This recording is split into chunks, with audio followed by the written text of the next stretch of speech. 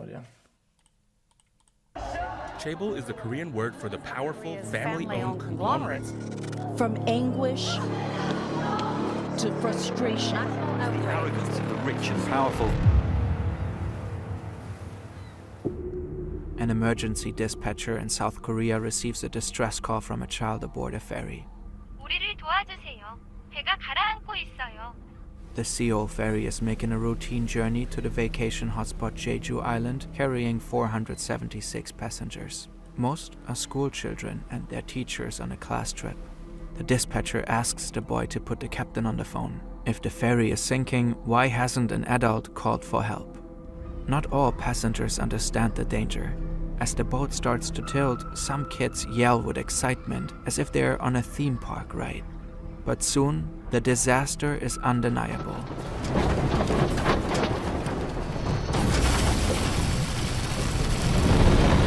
Panic breaks out. Shortly after, the 6,800-ton vessel sinks. The boy who made the distress call and 300 other passengers, mostly other kids, drown. Wait, everybody? The tragedy traumatizes the nation. How could this happen? Who is responsible? Initially, the crew is blamed for incompetence and cowardice. When the boat was clearly sinking, the captain told the doomed passengers to stay put in their cabins. He and several crew members fled the scene and left the kids to drown. The South Korean president says their actions are akin to murder, and the captain is sentenced to life in prison. The Korean Coast Guard is also blamed for their sluggish response and for severely fumbling the rescue mission.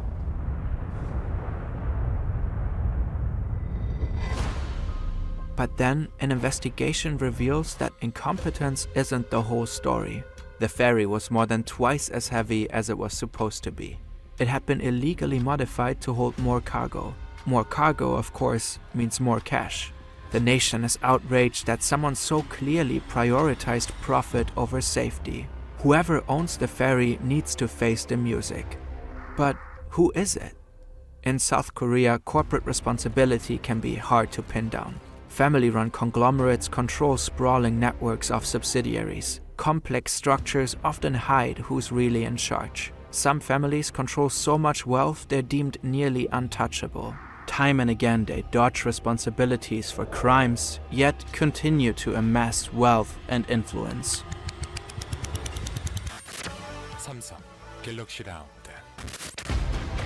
In this video, we will look at 3 of these families, including the one responsible for the ferry was like tragedy. Japanese or some South shit. Korea's elite families are so powerful like and Chinese, influential that many say they are the ones actually running the country. What the fuck? Samsung is Korean? The South Korean economy is an exceptional success story. After the Korean War in the 1950s, it was one of the poorest countries in the world. Today it is the 14th biggest economy in the world. South Korea's rapid ascent is attributed primarily to its export-led economy and to the dominance of chaebol.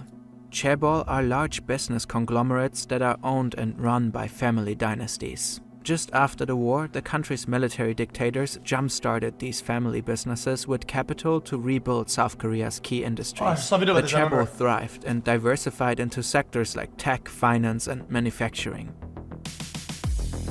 In just a few decades, they helped transform South Korea into a global industrial powerhouse. It's often called the miracle on the Han River. South Korea's top companies, Samsung, SK, LG, and Hyundai, are all family-run chaebol. And chaebol revenues account for the majority of the country's wealth. Samsung alone is responsible for a significant part of the country's GDP. For 2024, Bloomberg Economics estimates a record-high contribution from the company. According to their calculations, Samsung will likely be responsible for about half. Chat, some guy in chat can't use his TV to watch the stream chat. You guys help him out? Let them guys find a solution or whatever. Of the country's economic growth. When we work on stories like this one, we've found it really helps to visualize the data. Brilliant is an amazing tool we've used to better understand the economy. Check it out. Alright, back to chaebol and their massive impact on the South Korean economy. All this concentrated wealth leads to a lot of concentrated power. chaebol families enjoy a very cozy relationship with the federal government. They receive subsidies, tax incentives, and special favors. And political leaders rely on chaebol for support and advice. For decades, chaebol were widely celebrated as the pivotal drivers of South Korea's economic miracle. But the 1997 Asian financial crisis challenged the standing of the families. Why, isn't it just chatting? Mods, is that normal on the title? Hold on. Let me fix it real quick. It'll take like a second and a half. Can you stop repeating me? Can you stop repeating me? Like, holy shit. Is it cooked? Nope, it was fine. I got baited by chat.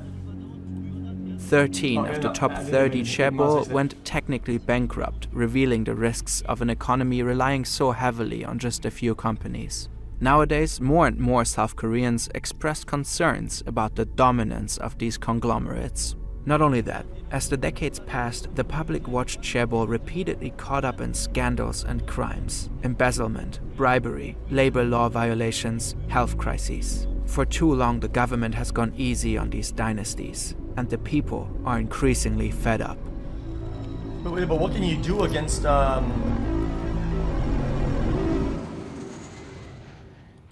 In December 2014, Korean Air Vice President and heiress Heather Cho had an infamous meltdown.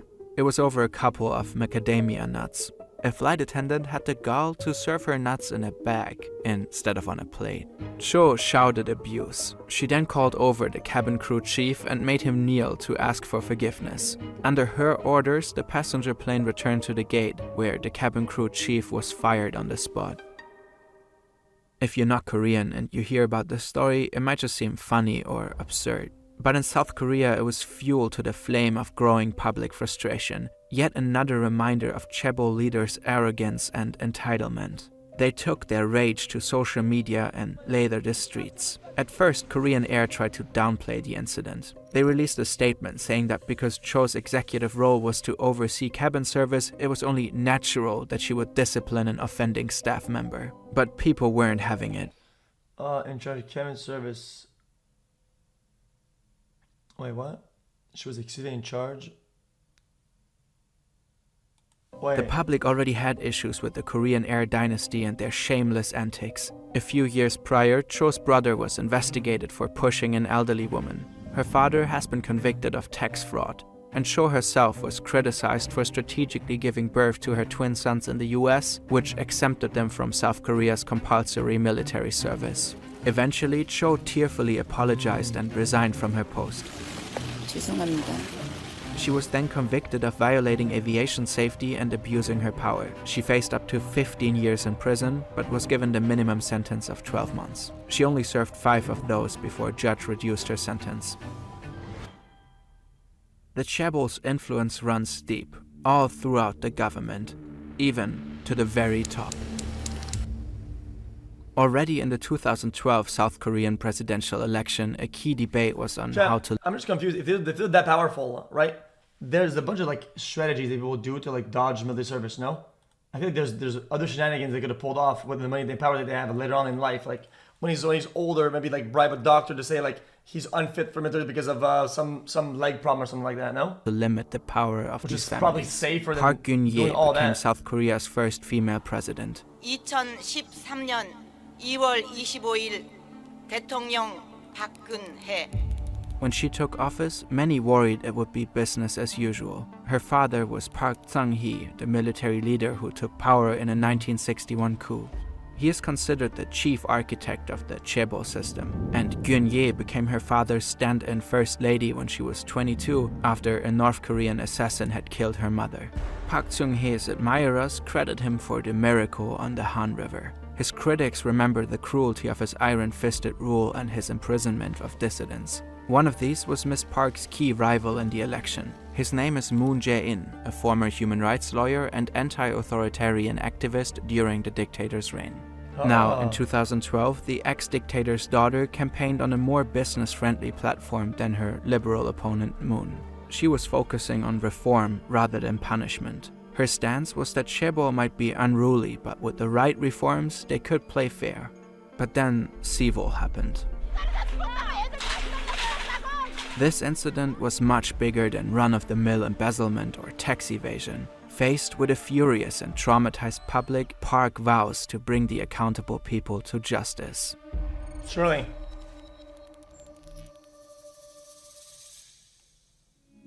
After analyzing complex financial records, the Yu family is eventually found to own the ferry. The Yus are well known for their eccentric patriarch, a reclusive businessman slash cult-like pastor slash aspiring artist named Yu Byung-on. The president says he and his family are the root cause of this calamity and issues a warrant for their arrest. Yu Byung-on keeps a low profile and is rarely seen in public. He's known as the millionaire with no face, and now he's nowhere to be found. President Park kicks off the largest manhunt in South Korean history to find Yu. She mobilizes the military and nearly 10,000 police officers to raid the headquarters of the Evangelical Baptist Church of Korea, a religious sect that Yu co-founded in 1962. Yu is a charismatic and inspiring speaker. He was able to attract a substantial following and elicit substantial favors. By the 1970s, Yu's growing church became a money-making enterprise. He persuaded members to donate to or invest in companies linked with the church. Those companies sold a wide range of products, from organic milk to auto parts to anima kits. These companies... Yeah, you know this change or whatever. I think the video is like the history of it or whatever, right? It's not like, I don't like it's a... made Yu and his church very rich. At that time, South Korea was still poor and money for investment was scarce. The government granted capital to only a select number of families. But Yu's approach of raising funds through evangelizing allowed him to rapidly grow his businesses even without governmental support. By the 1980s, his business network was considered a mini chaebol. But then, controversy hits. The boat thing. In 1987, 32 alleged members of Yu's church were found bound, gagged, and dead in the attic of a factory near Sewol. The authorities ruled the deaths as a murder-suicide pact linked to debts they couldn't pay. After the victims' financial records were probed, money was found going to Yu. He was investigated for suspicion that he was behind the alleged suicides, but the charges were dismissed due to lack of evidence. Nevertheless, courts did find evidence that he was using church members' money and properties to enrich his businesses.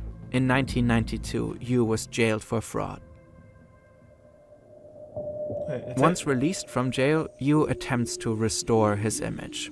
He gets really into nature photography and starts exhibiting his work under the pseudonym Ahe. He pays top museums worldwide like the Louvre to display his pictures and tries to build a reputation as an art star who is rarely seen in public. All, it appears, as an effort to distract from the negative press. He also continues to be invested in various businesses. One of his more profitable ventures is this shipping company. At least $3.8 million went directly to the Yu family. It's the same company that owns and runs the Sewol ferry. 2 months after the ferry sank, Korean police raid Yu's compound. Hundreds of sect members are protesting the raid and attempt to build a blockade. A large banner reads, "We'll protect Yu Byung-on even if 100,000 church members are all arrested." Helicopters swirl overhead. Some cult members threaten to fight the police. Others vow to die as martyrs. But after combing the massive compound, the cops leave empty-handed. They don't know it yet, but Yu is hiding in a secret closet 300 kilometers away in his holiday home. A few days after the raid, and 18 days after Yu was last spotted, a farmer finds a dead body face up in an orchard. It's in an advanced state of decomposition, almost skeletal. It's at first impossible to tell who it is. The corpse is wearing expensive Italian clothes and is surrounded by bottles of rice wine, a bottle of shark liver oil, and a book written by Yu. After a 3-day autopsy and over a month of investigation, authorities confirmed that it is indeed Yu. A cause of death is never determined. More and more damning evidence keeps coming out about the government and the ferry. Auditors discovered that Coast Guard officials apparently turned a blind eye to the ferry's glaring safety problems after getting courted by Yu's shipping company over drinks at lavish dinners. Some admitted to letting the ferry pass it was through inspection you. points, only guessing Oh, from a distance whether the you. ferry was overloaded. A major factor in its excessive weight turned out to be a marble art gallery on board. Yu personally insisted on adding it to display his artwork on the ferry. One man's greed had sunk the Sewol ferry, and as more Yeah, but bro, this is shit though. Like I don't get it. These are okay pictures, but like on board. Yu personally insisted on adding it to display his artwork on the ferry.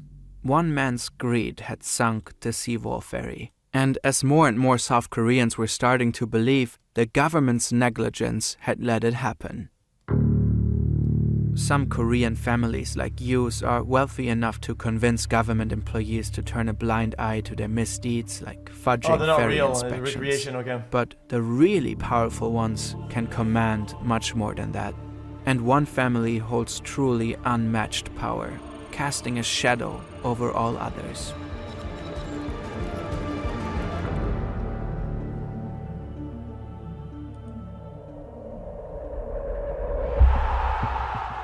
In the months after the Sewol tragedy, candlelight vigils turn into weekly protests, calling for truth and accountability for the government's involvement in the disaster. Frustration grows and people start demanding for Park to be impeached.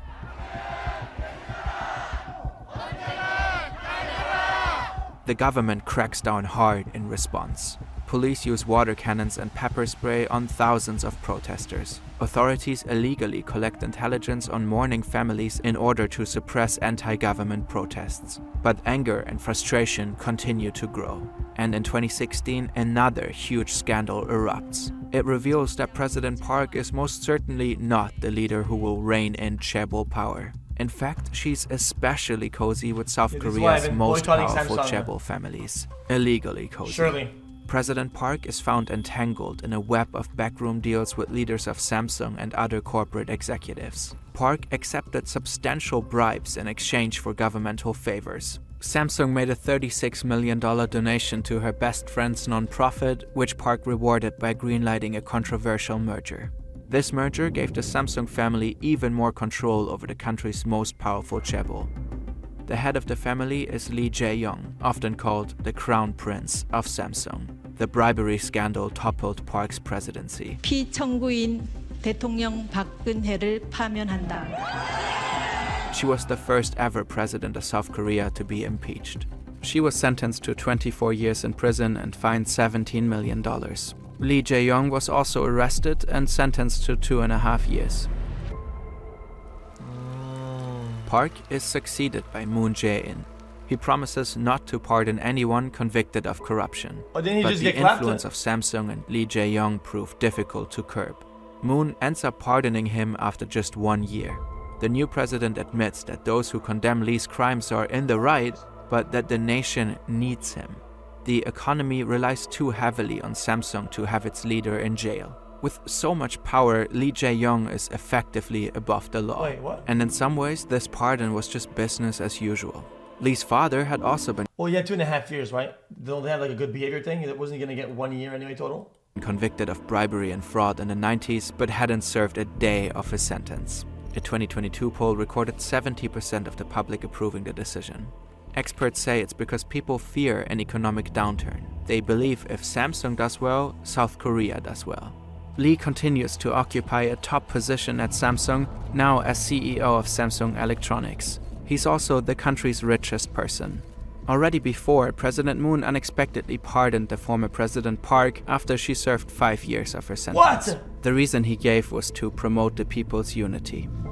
The dictator's daughter and the crown prince of Samsung both walk free. And while many everyday South Koreans express frustration with corruption, chaebol still hold considerable appeal. They're by far the most desirable places to work. Top chaebol offer much higher wages than regular companies. Every year, over 200,000 South Koreans scramble to apply for Samsung. As long as South Korea's wealthiest families control so much of the country's economy, the question remains if real reform is even possible. Interesting. I'm confused though. If they offer good wages because they make a lot of money, why doesn't Amazon do the same thing? Why don't they just why are people scrambling to work at Amazon?